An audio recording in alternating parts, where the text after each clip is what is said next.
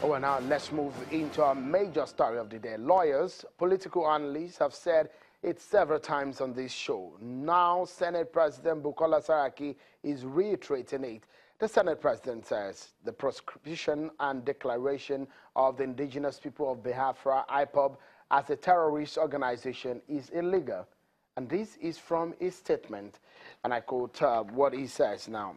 I also wish to state that the announcement of the proscription of the group known as Indigenous People of Biafra, IPOB, by governors of the Southeast states and the categorization of the group as a terrorist organization by the Nigerian military are unconstitutional and does not follow due process. Well, Senator Saraki's stance opposes that of the governors of the region and the country's military on the matter. And to those saying that the declaration made by the military is not constitutional, and those questioning the operation of the military in the Southeast region, it seems now that the debate is getting more and more intense. Well, the Chief of Army Staff, Lieutenant General Tukur Buratai, has a message for them. He said that the Army is not under any form of threat to leave the region. General Buratai announced that the Nigerian Army will launch a special exercise across the country to maintain peace and security. The military chief also made it clear that only the federal government holds the jurisdiction to declare the IPOB leader Nnamdi Kanu wanted. Well, now, speaking of Nnamdi Kanu, where is he? Not much has been heard of him since his group was declared a terrorist organization, which in turn has restored some level of calmness to the region. Today, his group released a statement saying they will bounce back. The group said they are not backing down on their fight for an independent Biafra nation. According to them, no amount of intimidation would make them surrender their fight. And here are some questions we will attempt to answer tonight on the program. Could the Senate President Bukola Saraki be speaking on behalf of the Senate? By bouncing back, is IPOB coming rebranded, adopting a different approach, or operating under a tag enemy of the state? As it is right now, we have had lawmakers, law enforcers. Let's continue getting interpretations.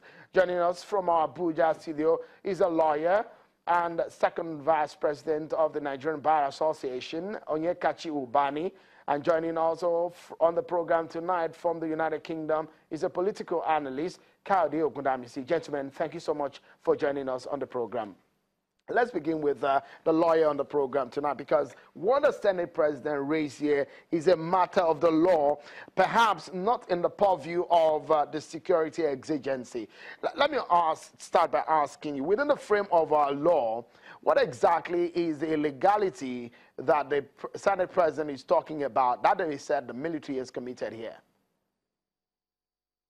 Well, I think what the Senate President is trying to say is that, look, there is a law that defines what constitutes terrorism in Nigeria, and that is the Terrorism Prevention Act of 2011, and I think there was an amendment of that act in 2013. That act in Section 1, subsection 3, actually defines all the things that will make any organization in Nigeria to be a terrorist organization. It gave all the graphic explanation and definition of any organization that is engaged in all the acts that are actually defined by that act to be a terrorist act. And also, the act itself provided a procedure for any organization to be dubbed a terrorist organization or to be proscribed by any agency. And so if you do not in any way follow the procedure that the law itself has outlined for you now to proscribe that organization, then that act will be regarded as illegal, not in accordance with the law. Neither the military command nor the governors of, or the governor of any state has any right under the law as presently constituted to call any organization a terrorist organization, because the act itself set out the persons authorized by that act and the procedure they have to follow. It's a judicial process, actually. It is either the Attorney General of the Federation or the National Security Advisor or the IGP, that is the Inspector General of Police, with the approval of the president, that can bring an application to a federal high court judge.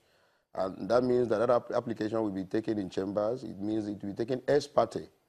And then it's when you now present all that evidence, I have said, of those acts that constitute a terrorist act before the court. It's a matter of evidence. The court will look at those, whatever you have presented, and then goes ahead to make a pronouncement, after which that particular pronouncement of the court will be published in a gazette, in an official gazette, or in 2 national newspapers, or in any other forum or fora that the court will prescribe. It's only when you have complied with that you can now say that that particular organization is proscribed in accordance with the law. And why that law is made is this particular organization that has been proscribed has a right of bringing a further application before the court and saying, no, the information that was given to you as a judge was wrong. We are not an illegal organization. We are not a terrorist organization. And look at the evidence to show that we are not. The court can also look at that evidence presented by that organization and reverse itself. But when an organization that is not authorized under the law goes ahead now to proscribe that organization and pronounce it illegal or a terrorist organization, to which group are you going to go for a reversal of that order if there is no truth in whatever they have presented or whatever they have said? And so that is the danger in allowing any other body not authorized by law to proscribe an organization. Let me quickly go to Kayode Ogunamisi. We heard the federal government come out yesterday to say they've discovered that those sponsoring IPOB are those they call coalition of political, treasury looters. You were a former, at a point in the history of this country, you were a former member of the Odua People's Congress, OPC, and there were a lot of controversies around that organization too. As it stands right now, in the issue of security on one hand and the legality of these, of the action of the military, what do you make of the military's decision? First, thank you, Sean. I want to say that everyone who knows where I stand, I oppose the ideology of IPOB. I oppose the fascist method in which IPOB is using to pursue its goals. And I've always equated Nnamdi Kanu to Hitler in Germany, who, of course, was a sergeant in the German army, but was able to mobilize a mass of angry people. Having said that, I do not think the Minister of Information is right to say people who are sponsoring IPOB are politicians who are frustrated. It's just like going back to the days when the PDP also said the people sponsoring Boko Haram were politicians. In as much as I disagree with IPOB and their methods and their methodology, we have always insisted on this issue of true federalism. I was the founding Secretary General of the OPC, and these are the issues that were raised on OPC. And why do I oppose the methods of IPOB today? Because as Secretary General of OPC, I saw how fruitless it was from my experience to lead young men and women to untimely death, thinking you can challenge the muscles of the state without going through peaceful process. I was involved in burying endless number of young people, young men and women, who of course believed in true federalism, but also believed that they could face the might of the federal government by resorting into violence. And today, the OPC stands on a reform because those of us who said there was a need for a peaceful alternative to agitations at the day. Regarding the military declaring IPOB as a terrorist unit, I think it's the interpretation, whatever our opinion, including the opinion of the Senate President, will be left, should be taken to court and tested in court. Let me tell you who tested this. Asari Dokubo.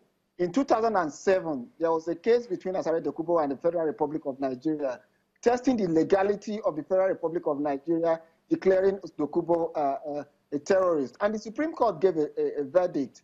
So whatever opinion is of the lawyer in the studio in Abuja, or the Senate President, or myself, let us test this democracy. Let lawyers go to court and see whether the federal government has done right, whether the President and Commander-in-Chief has got the power to send troops to a region where Hausas have been declared almost non-grata, mosques were burnt, policemen are being killed, and a young man has declared a republic independent of the Federal Republic of Nigeria. But if you look at the situation and perhaps this, the process of declaring this kind of group a terrorist organization or prescribing it, if you look at it, and if you have, if you, for example, are the commander-in-chief of the armed forces, would you do the same? Well, you see, the commander-in-chief of the armed forces is responsible for all Nigerians. It is a huge irony, Sheun, that today, all these so-called new human rights activists, the so-called Senate president, Ekwere Madu, the deputy Senate president, they forgot the rights of those Nigerians that were being threatened by this young man.